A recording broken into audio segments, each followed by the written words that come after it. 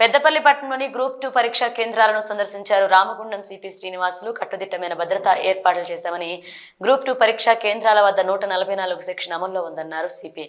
Exam పూర్తవగానే strong room కి జవాబు పత్రాలను తీసుకువెళ్లి ఈ రోజు రాత్రికి హైదరాబాద్ కు కట్టుదిట్టమైన భద్రతా సిబ్బందితో తరలిస్తున్నామని రామగుండం సిపి శ్రీనివాసులు తెలిపారు. రామగుండం సిపితో పాటు పెద్దపల్లి డీసీపీ, పెద్దపల్లి ఏసీపీ గజ్జి కృష్ణ, సిఐ ప్రవీణ్ కుమార్ పాల్గొన్నారు.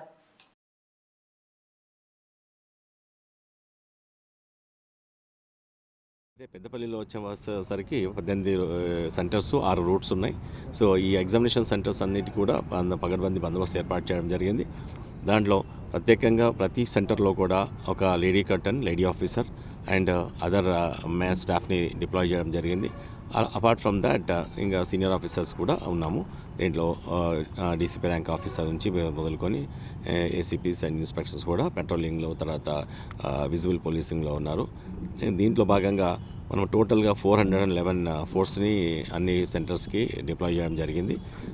తర్వాత ఎగ్జామినేషన్ సెంటర్స్కి, తర్వాత క్వశ్చన్ పేపర్స్ని ఈ స్ట్రాంగ్ రూమ్స్ని తీసుకురావడం, ఇవన్నీ కూడా escort party with weapon party ఇవ్వడం జరిగింది. వాళ్ళు పక్కగా ఎగ్జామినేషన్స్ పేపర్స్ని సెంటర్స్ తీసుకురావడము, ఆఫ్టర్ ఎగ్జామినేషన్ మళ్ళీ తీసుకెళ్ళి స్ట్రాంగ్ రూమ్స్కి తీసుకువెళ్ళడము, అవన్నీ నిన్న పగడ్బందీగా జరిగింది. ఈరోజు కూడా పర్ఫెక్ట్గా జరుగుతాయి by evening and by 7 or 9 till 9 వరకు జరుగుతుంది.